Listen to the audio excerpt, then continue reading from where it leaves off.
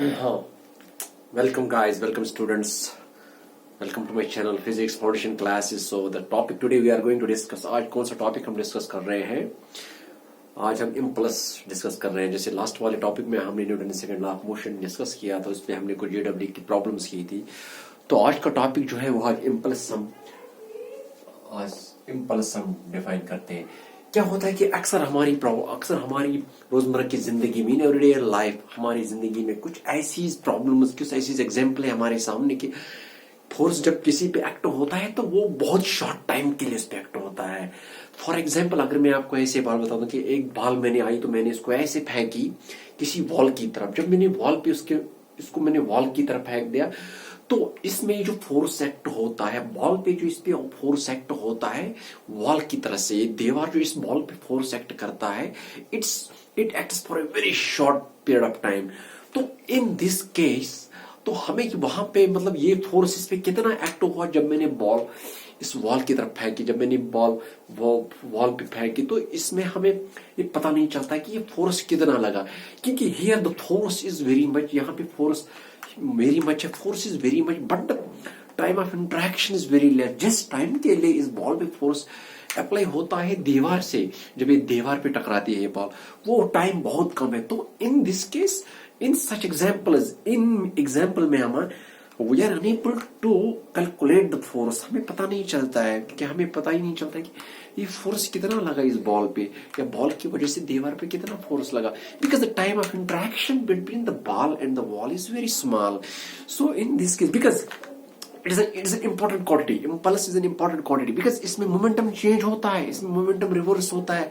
क्योंकि जब मैंने बॉल किसी वॉल की तरफ फेंकी, ये बॉल वापस आती है तो इसका मोमेंटम चेंज होता है, ये बॉल वापस की तरफ आती है. तो इन दिस केस, लेकिन इसमें प्रॉब्लम क्या है, तो मोमेंटम इसमें सिग्निफिकेंटली चेंज होता है, राइट. लेकिन इसमें टाइम, जो जिस टाइम के लिए जिस टाइम तक इस बॉल पे फोर्स लग गया दीवार की तरफ से, जब ये दीवार पे मैंने फेंकी, वो टाइम बहुत छोटा होता है. लेकिन ये फोर्स जो इस बॉल पे लगा, that's very much as compared to the time. So in cases में हम चेंज इन द मोमेंटम देख सकते हैं. तो इन केसेस में हम product of force and time हम इसको देख सकते हैं, हम उसको कैलकुलेट कर सकते हैं. लेकिन ये जो फोर्स है, फोर्स कितना लगा बॉल पे, that is difficult to calculate, that difficult to visualise. उसको हम बता नहीं सकते कितना लगा, बिकॉज जिस टाइम के लिए फोर्स इस बॉल पे लगता है वो बहुत कम टाइम होता है. लेकिन इन केसेस में हम क्या करते हैं, हम टाइम हम क्या करते हैं, हम फोर्स, ये जो इम्पल्स होता है, हम इसको निकाल सकते हैं. कैसे? हम इसको फोर्स इंटू टाइम निकाल सकते हैं. Force into time. तो multiplication of force in time. ये टाइम कौन सा है? फॉर एग्जाम्पल ये एक बॉल है, राइट. देख लो, ये एक बॉल है, ये एक वॉल है, राइट. ये वॉल है, राइट. तो मैंने एक बॉल फेंकी यहां से, ऐसे ऐसे मैंने बॉल फेंकी है, ये ऐसे मैंने बॉल फेंकी. तो फॉर एग्जाम्पल, तो ये यहां से ऐसे वापस आती है ball, right, for an instance at an angle theta.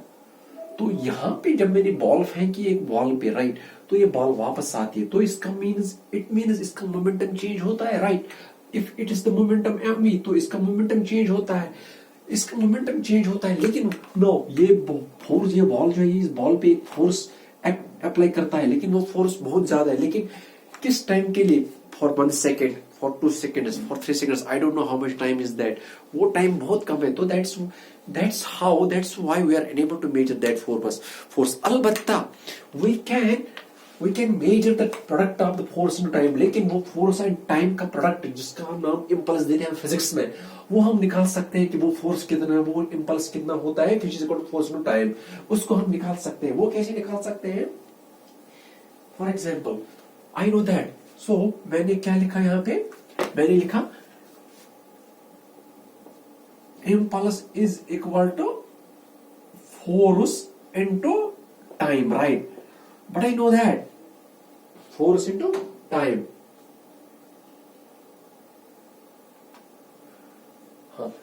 I know that. What is the change into momentum? Change in momentum. is equal to dp, right? dp is a change in momentum.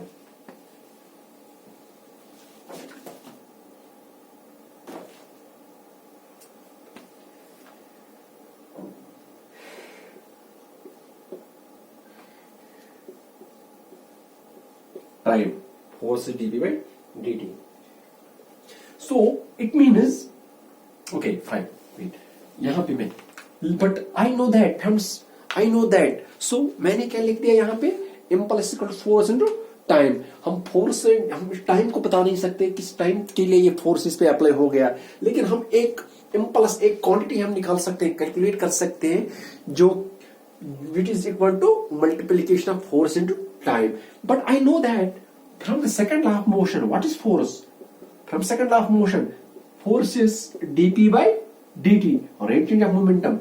Momentum कितना change होता है एक body का जब इस पे force apply किया जाता है, that's what's called Newton's second law of motion. So from Newton's second law of motion, F is equal to dp by dt. So it means force is dp by dt into this time. ये वो वाला time है जिस time के लिए ये ball जो है, ये बॉल जिस टाइम के लिए बॉल इस बॉल पे, ये बॉल जो यहाँ पे टकरा गई, जिस टाइम के लिए ये बॉल जिस टाइम के लिए ये बॉल इस बॉल में फोर्स अप्लाई करता है, ये बहुत कम टाइम होता है, बहुत very small time. So I will write it dt, ये dt कैंसिल हो जाएगा. So it means impulse is equal to dp. So it means that the impulse is equal to change in the momentum. So I can say that the impulse is equal to change in the momentum. So I can simply large force, तो इस तरीके से मैं impulse एक type का force होता है, तो इस तरीके से मैं impulse को कैसे डिफाइन कर सकता हूं कि large force acting for a very short duration of time that results in a finite change of momentum is called impulsive force. तो अब मैं वही वाली डेफिनेशन यहां पे लिखता हूं. Impulsive, a large force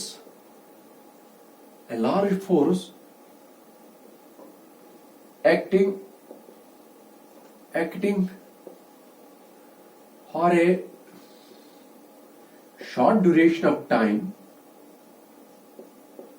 for a short duration of time, that results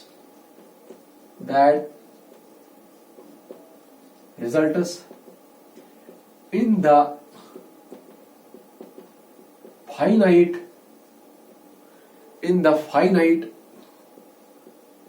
change of momentum. Finite change of momentum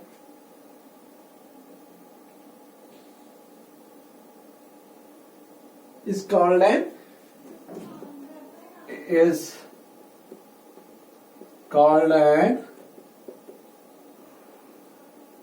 impulsive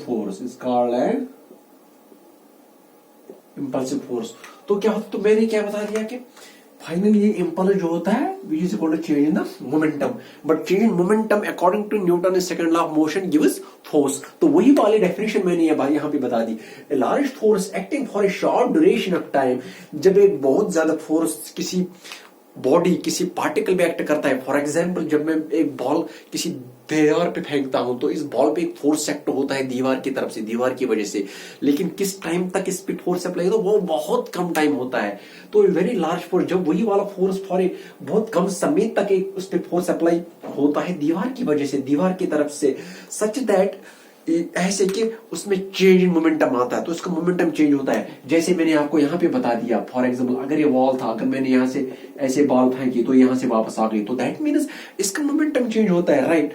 so you can see here easily, इसका ये बॉल मैंने यहाँ से फेंकी तो मोमेंटम एक डायरेक्शन था, तो इसका मोमेंटम दूसरी डायरेक्शन में, तो इसका मोमेंटम चेंज होता है. तो ऐसा एक फोर्स जो बहुत कम समय तक बॉडी पे एक्ट होता है, सो दैट मतलब कैसे एक्ट होता है कि उसके मोमेंटम, उस बॉडी, उस बॉल की मोमेंटम में चेंज आती है, तो we can say that force is called impulsive force. That is called impulsive force, and that impulse is equal to change the momentum, that is dp.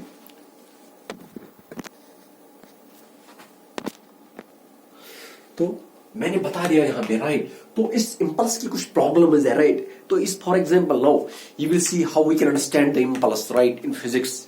Because physics as is dealing with the nature and its phenomena. Physics जब हम पढ़ते हैं तो हमें एहसास होना चाहिए, हमें थोड़ा महसूस होना चाहिए कि इसकी फिजिकल सिग्निफिकेंस क्या है, फिजिकली प्रैक्टिकली हम इसको कैसे फील कर सकते हैं इम्पल्स में।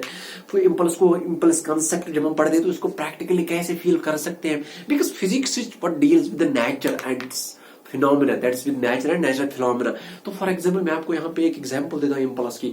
जब एक क्रिकेटर, जब एक फील्डर बॉल कैच करने की कोशिश करता है तो वो क्या करता है, जब वो ऐसे फेंकता है, वो ऐसे करता है, देख लो वो ऐसे करता है, तो वो मतलब कैच लेते लेते समय अपने हैंड्स नीचे की तरफ करता है। He is increasing the time of the catch. When he is increasing the time of the catch, the force applied by the ball decreases. तो वो क्यों ऐसे करता है, क्योंकि बिकॉज वो टाइम ऑफ कैच डिक्रीज करता है। तो इस डिक्रीज करने में उसका फोर्स जो है, तो ये मतलब टाइम जब वो इंक्रीज करता है, ये टाइम जब इंक्रीज करता है उसका फोर्स डिक्रीज होता है। किसका फोर्स? ये बॉल जो फील्डर के हाथों पे फोर्स अप्लाई करती है ये बॉल, वो फोर्स कम होता है। तो जब ये फोर्स कम होता है और टाइम ज्यादा होता है तो chances of the injury on the hands is very less. तो इस चक्कर में ये चीज करने से, नीचे की तरफ हाथ करने से उसका टाइम ऑफ कैच बढ़ जाता है और फोर्स ऑफ बॉल जो होता है वो कम होता है। तो इस वजह से, इस चक्कर में मतलब बॉल फील्डर के हाथों पे इंजरी नहीं कर सकता है। That is the example of the, I think that is the best example of the impulse. Another example I can give you, for example if you will take a marble sheet. अगर हम एक marble sheet ले लेंगे और एक sand dune ले लेंगे, एक रेत का बड़ा ड्यून एक ले लेंगे, राइट। तो when a man falls on the marble, and if the man falls in the same man falls on the sand dune, see on the marble the chances of injury are very high because it's very hard, right? Because there is no time interval between the hitting of the man and the marble. जब वो marble पे गिरता है तो वहां किस समय तक उसके बॉडी पे फोर्स अप्लाई होता है वो लेस है, लेकिन फोर्स भी बहुत ज्यादा है। अब अगर हम यही, if you will take the same person, अब हम इसी शख्स को ले लेते हैं, अगर ये किसी बिल्डिंग से नीचे रेत पे गिरता है तो ये रेत जब रेत पे गिरता है तो वो रेत इधर उधर होती है। तो इस चक्कर में मतलब फोर्स ऑफ इंट्रैक्शन जो होता है, ये जो फोर्स लगता है इस शख्स पे, एक इंसान पे, इस मैन पे, तो वो थोड़ा बहुत वो फोर्स कम होता है, बिकॉज वहां time of interaction between the force and the sand increases, क्योंकि रेत इधर उधर होती है। तो उस चक्कर में ये फोर्स थोड़ा डिक्रीज होता है, तो उस पे, तो वहां जाके उस इंसान पे फोर्स कम अप्लाई होता है। तो that's why he is not getting hurt over there. The injury of the occurrence of the injury on the man when he is falling in the sand is less as compared to the injury when he falls in the marble, because जो marble पे गिरता है तो वहां time of, ये जो time है कौन सा वाला टाइम, ये फोर्स टू टाइम, वो समय जिस समय तक इस पे फोर्स अप्लाई होता है ये कम नहीं होता है, because it's a hard, marble is a hard body. जब वो नीचे गिरता है तो वो डायरेक्टली इस पे हिट होता है तो उसमें इंजरीज हो सकती है। लेकिन जब यही इंसान एक सैंड गिरता है किसी मतलब सॉफ्ट, फॉर एग्जांपल सैंड है, रेत पे गिरता है तो रेत इधर उधर होती है, it is scattered this because, और इन दिस वे ये टाइम डिक्रीज होता है, टाइम ऑफ इंटरेक्शन में बोल सकता हूं इसको, मतलब वो समय जिसपे फोर्स अप्लाई होता है तो इस शख्स पे फोर्स कम अप्लाई होता है। क्यों? बिकॉज वहां टाइम ऑफ फोर्स जो है, वहां टाइम ऑफ फोर्स बहुत कम होता है, इधर उधर से रेत होती है। तो that's how impulse help us in understanding the things like why he gets injury when he falls on the hard marble or stone, or why doesn't a man gets injury when he falls from the height on the sand. So I hope you understand the concept of the impulse. No, I will show you a problem. I will show you a problem, NCERT problem based on the impulse.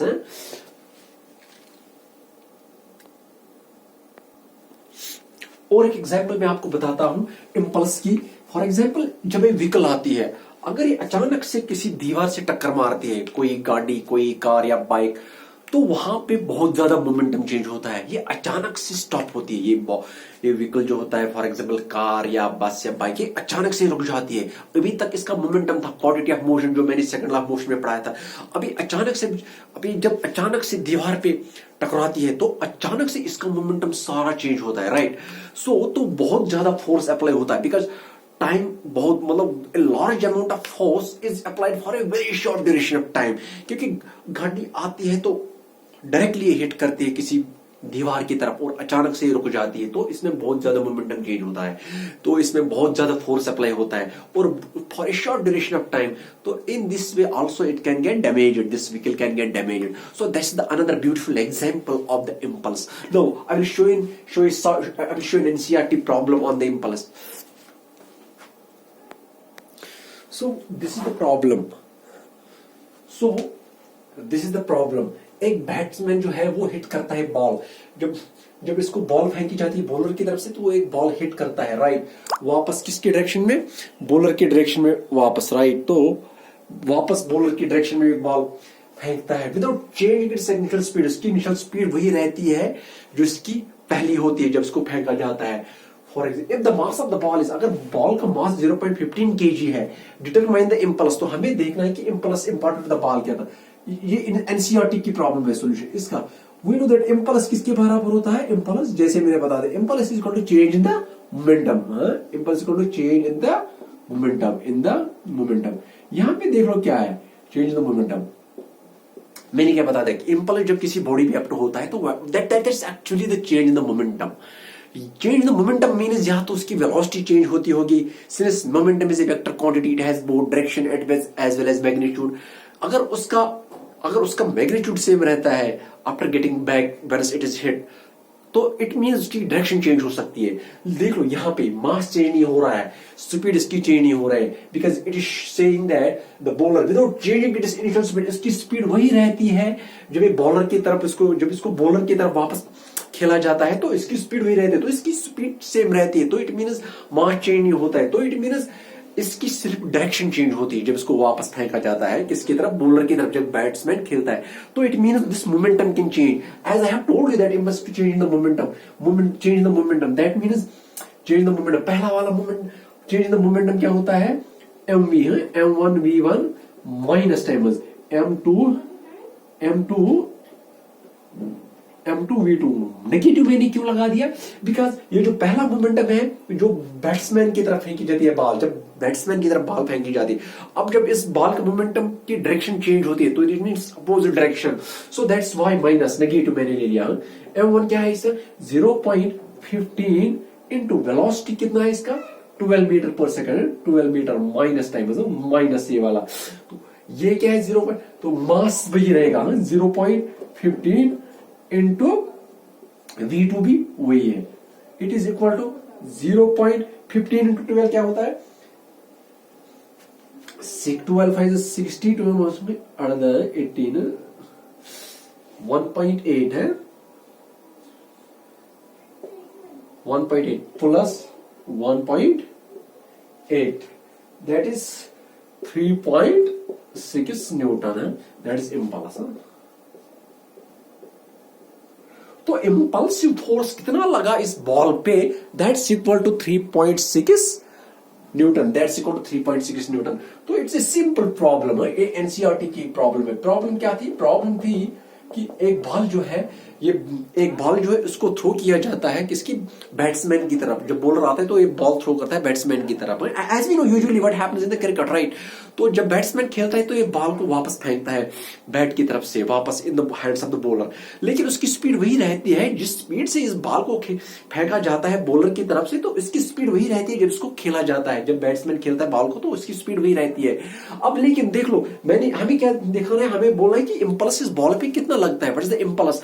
I know that, I have told you that ये जो होता है impulse equal to change in the momentum, force to time that is equal to change the momentum. अब इस ball का तो speed वही रह गई जो पहले जिससे इसको फेंका गया, लेकिन इसकी डायरेक्शन चेंज होती है क्योंकि पहले इस बॉल को बैट्समैन की तरफ फेंका जाता है, फिर जब बैट्समैन इसको खेलता है he is throwing it back towards the bowler. So इसका मोमेंटम चेंज होता है in terms of direction, not in terms of magnitude. So that's what I have shown here. So the change in the momentum, impulse equal to change the momentum m1 so mass is 0.15, velocity here is 12, so minus this negative because it's in another direction opposite to the direction in which the ball was thrown towards the batsman. So this is the impulsive force. So today that was all for the impulse force. The impulse is simply equal to the change in the momentum when a force acts on a body for a short duration of time, and in those तो तब तो उन हालात में हम force को calculate नहीं कर सकते, उस टाइम को कैलकुलेट नहीं कर सकते जिस समय तक उस बॉल पे या जिस समय तक उस बॉडी पे force apply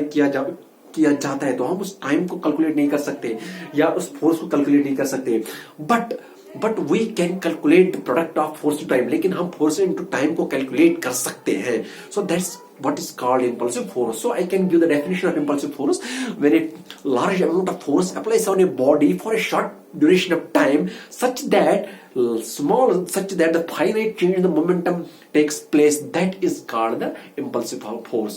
Thank you for today's class. So I hope you will subscribe my channel,